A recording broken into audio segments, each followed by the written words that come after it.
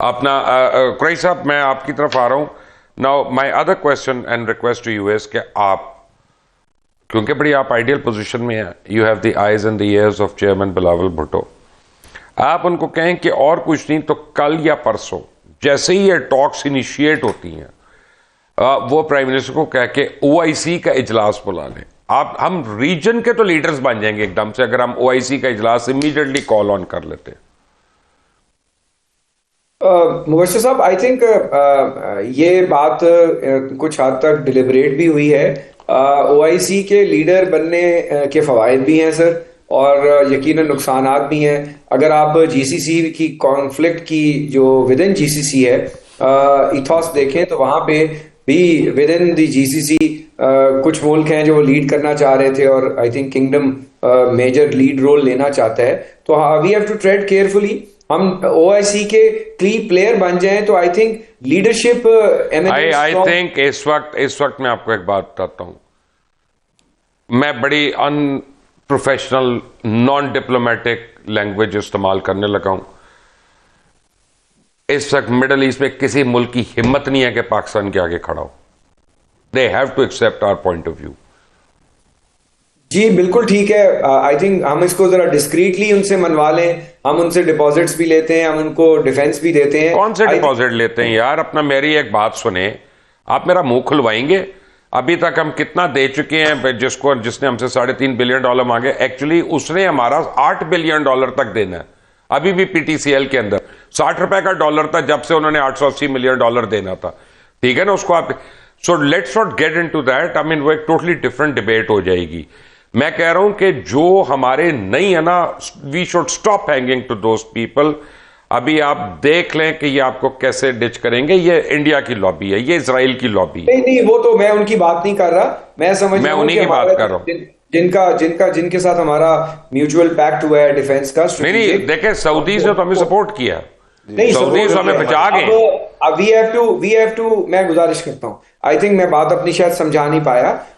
OIC में usually Saudi Arabia का एक लीड रोल रहा है, और पाकिस्तान ने बहुत सारी चीजों पे ओआईसी के इमरजेंसी सेशंस भी बुलवाए, चैंपियन भी किया कॉज। पैलेस्टाइन पे पाकिस्तान का सबसे लीड रोल रहा है और अभी भी रहा है, और हम अब्राहम अकॉर्ड के भी खिलाफ थे, हमने सबसे लिया है। तो आई थिंक इन सब चीजों को, आपकी बात का सेंस यही है कि हमें ओआईसी की लीडरशिप को पहले we should stake a claim, and from OIC हम ब्रिक्स में भी जाएं, जितने की इंटरनेशनल फोरम्स हैं हम उस फोरम के ब्रिक्स में इस साल हालांकि प्रेसिडेंट है, लेकिन हमें after the end of the year India को रिप्लेस करना है और ईरान को ऊपर लेके आना है।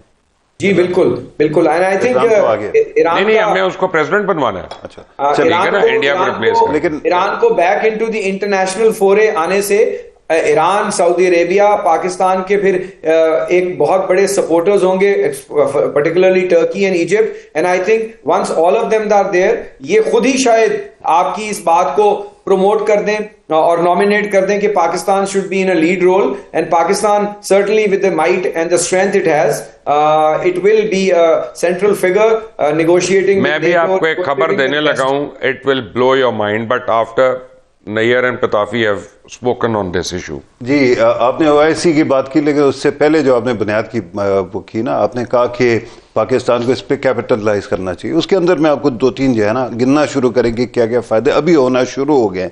अगर ईरान के ऊपर से पाबंदियां हटती हैं, एम्बेसी रोड बंद हो गई यार, क्या ये मुझे फायदा है? मुझे चक्कर काट के आना पड़ा। वो आप किसी और फायदे की, लेकिन नहीं, मैं इकोनॉमिक की बार वाली बातें ना करें, ब्रॉडर रेस्पेक्ट में बात सुनने दें। मुझे कहते हैं उर्दू में बात करें, आधी बातें खुद अंग्रेजी में कर रहे हैं। अच्छा, लेकिन नहीं, मेरी अंग्रेजी अपना रिक्शा ड्राइवर वाली अंग्रेजी समझ आती है। ना करो सर जी। अच्छा, मैं जो आपको कह रहा हूँ वो ये है कि पहला सुन लें कि अगर सैंक्शंस उठते हैं ईरान से, ईरान पाकिस्तान पाइपलाइन खुल जाती है।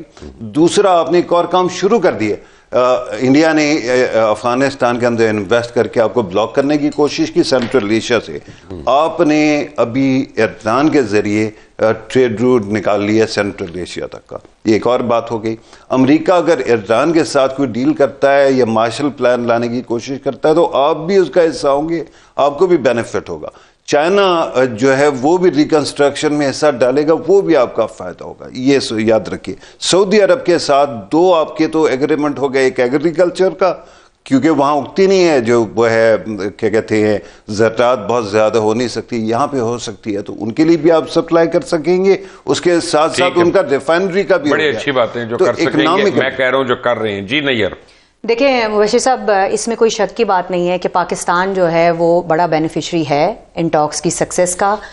ईरान में अगर आबनाए हुर्मुज़ खुल जाती है तो अगर खुल गई, अगर कोई बंदा ये कह रहा है कि जी वो कोई और मुल्क सबसे बड़ा बेनिफिशरी होगा, तो जो ताल्लुकात ईरान के साथ पाकिस्तान के हैं वो शायद इस वक्त किसी और मुल्क के साथ नहीं है, और इस वजह से सबसे बड़ा बेनिफिशरी ट्रस्ट फैक्टर बहुत बड़ा है।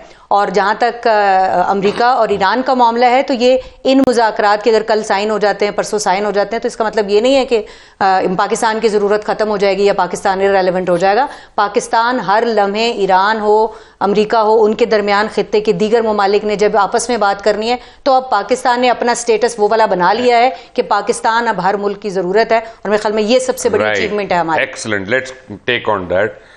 कुरैशी साहब, कल मैंने एक यहाँ पे खबर ब्रेक की थी रात को, और अभी तक मैं देखा है कि ना इजराइल ने ना पाकिस्तान ने उसको डिनाई नहीं किया।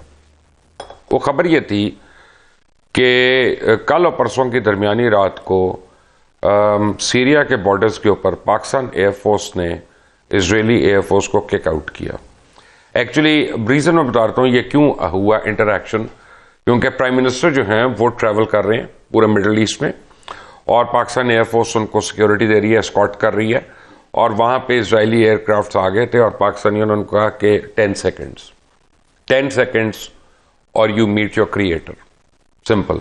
दे रैन अवे इन 7 सेकेंड्स। ठीक है ना, अल्हम्दुलिल्लाह, यानी ये औकात है उनकी कि पाकिस्तान ने कल उनको उतनी सी औकात उनकी दिखा दी ना। Here is my point. देखिए पूरी दुनिया में कुरैशी साहब, बिकॉज आप इकोनॉमी को समझते हैं ना, इसलिए मैं आपको ये पूरा प्रीएम्बल दे रहा हूं और इतना मुश्किल सवाल दे रहा हूं कि पूरी दुनिया में, चाहे अमेरिका हो, चाहे चाइना हो, रशिया, सोवियत यूनियन हो, ब्रिटेन, ओरिजिनल ग्रेट ब्रिटेन, उनकी जो रैपिड तरक्की है ना वो डिफेंस एक्सपोर्ट से हुई है। उनकी रैपिड तरक्की जो है ना वो मिलिट्री एक्सपेंशनिस्ट उसमें थ्योरी में हुई है।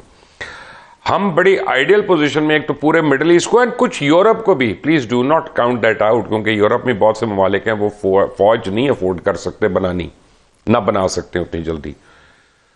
हमें चाहिए कि हम अपने जितने रिजर्व फौजी हैं, हम अपने जितने भी हमारे एनलिस्टेड लोग हैं, उन लोगों को हम दोबारा से पकड़ के रीऑर्गेनाइज करें, और आउटफिट्स के तौर पे हम डिफरेंट कंट्रीज के अंदर स्टेशन करना शुरू करें for their protection and their security.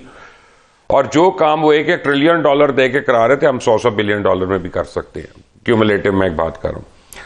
दूसरी चीज है कि अगर फर्ज करें आपने एक्सपोर्ट्स में आना है, इंडस्ट्रियल बेस बनाना ही आपको, तो वाई शुडंट वी से कि यार सिर्फ अपना बैरिया टाउन में लेट से प्लॉट लेने के लिए क्यों इन्वेस्टर आए, सिर्फ वो JF-17 थंडर का नई असेंबली लाइन क्यों नहीं लगा सकता, वो अल खालिद टैंक के लिए क्यों नहीं लगा सकता, वो मिसाइल बनाने के लिए या ड्रोन्स बनाने के लिए फैक्ट्री क्यों नहीं लगा सकता।